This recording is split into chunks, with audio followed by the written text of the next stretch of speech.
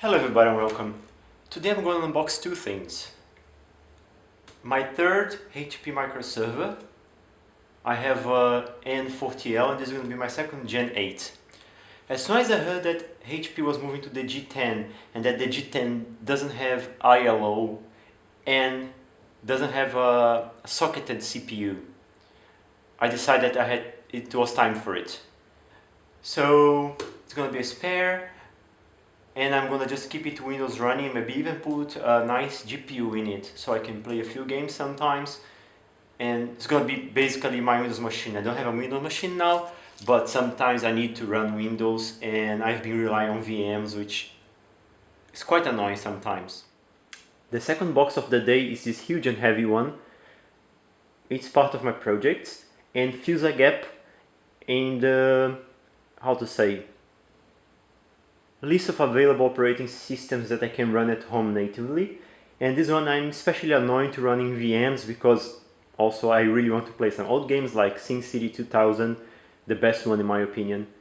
And this machine is gonna fill a gap. And it's not gonna be the first one of this because just after I bought this one, I found a second one with amazing characteristics. I just could not skip it. So let's get to it.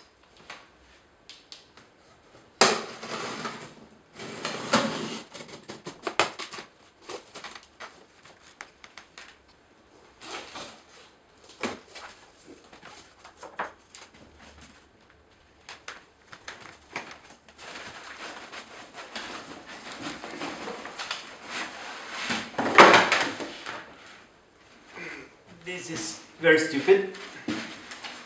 The papers are all on the side.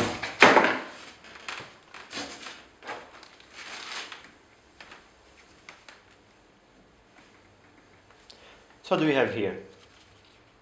Japanese and Chinese documentation, English documentation, driver firmware, whatever. Information about USB connector, so it explains which ports are USB 2 and USB 3. How to use optical media to install Windows if you're using the HP RAID. I may use the HP RAID this time, let's see. Safety information, European power cable, setup poster, UK massive power cable.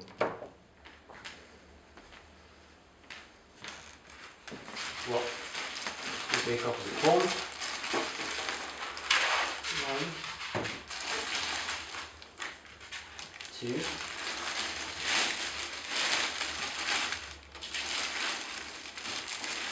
2. Ooh, huh? There are changes here. Alright. It seems that this is different. So probably after they split HP in two, they redesigned the case a little bit. So this is a HP MicroServer Generation 8.5.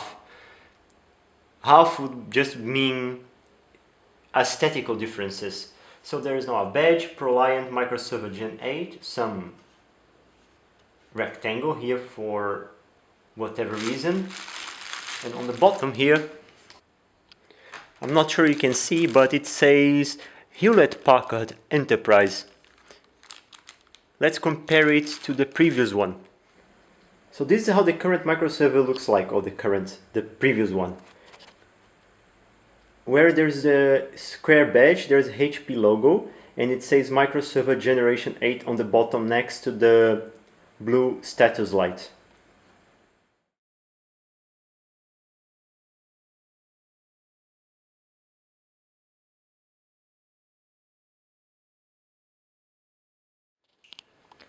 So I noticed that every time you turn on a microserver after some time or change some settings, it starts turning itself off and on for some time. Like it turns on, fan goes up, power supply fan goes up, and then it goes off again.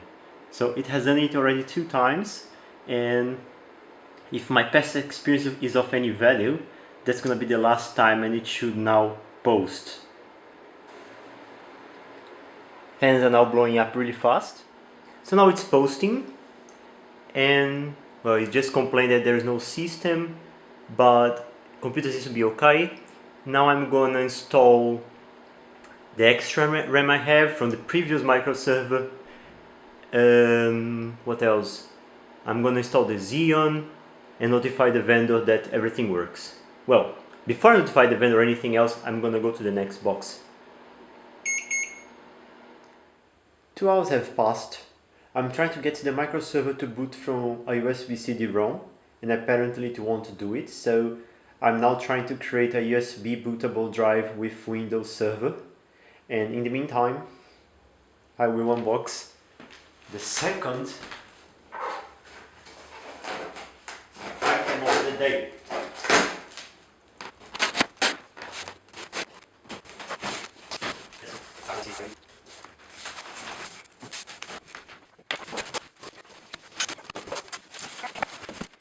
A friend of mine has just got a baby, and he's not gonna have much time to play with us anymore.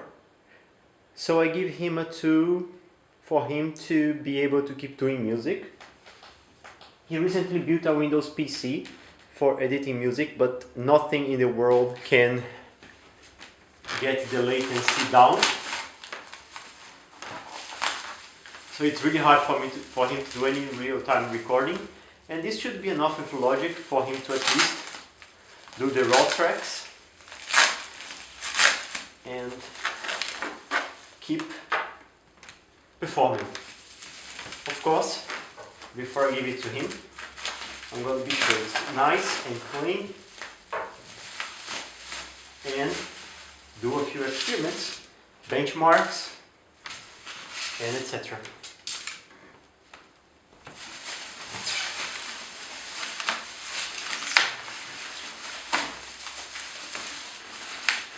It looks really great. Few marks, nothing major, nothing serious. The owner surely took good care of it.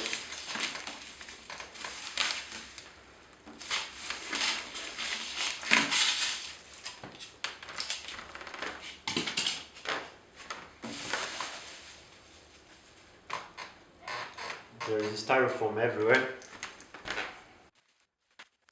There's an update note here that states update net something in August 2008.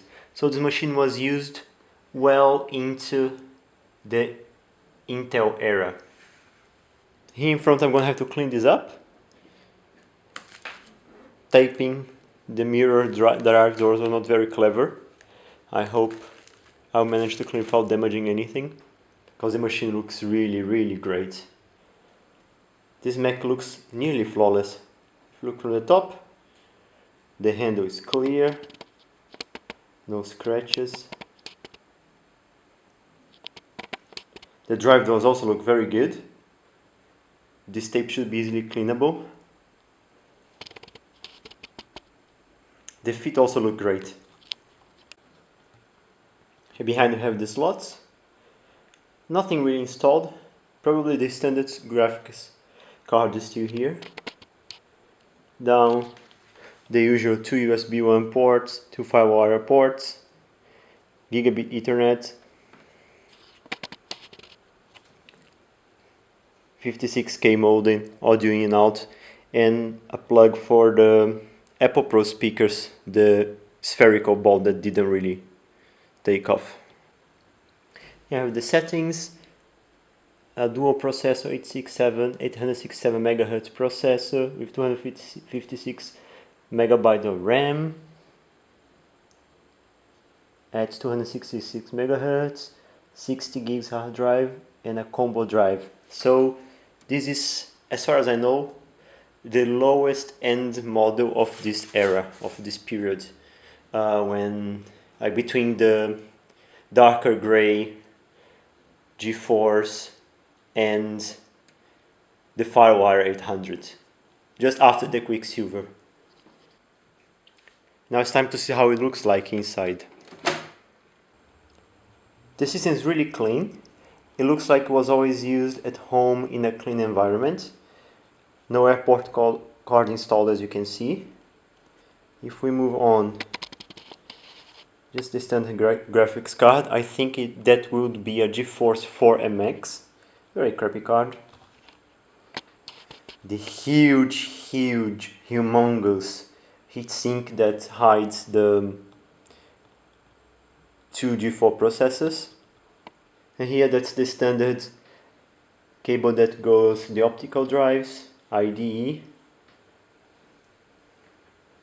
There's a CD-ROM installed here, nothing on the lower slot. And just before IBM sold the hard drive division to some other company, I don't remember which one. So probably one of the latest IBM hard drives, and I've heard they are not very reliable. So made in 2002 in Thailand by IBM Storage. It is a standard 61 gigs, 61.4 gigs. So this machine was probably never upgraded, which means it's gonna probably also be very noisy. Power supply. Standard ordeal, standard Power Mac G4. Let me move back for a better view. That's how it looks like opened.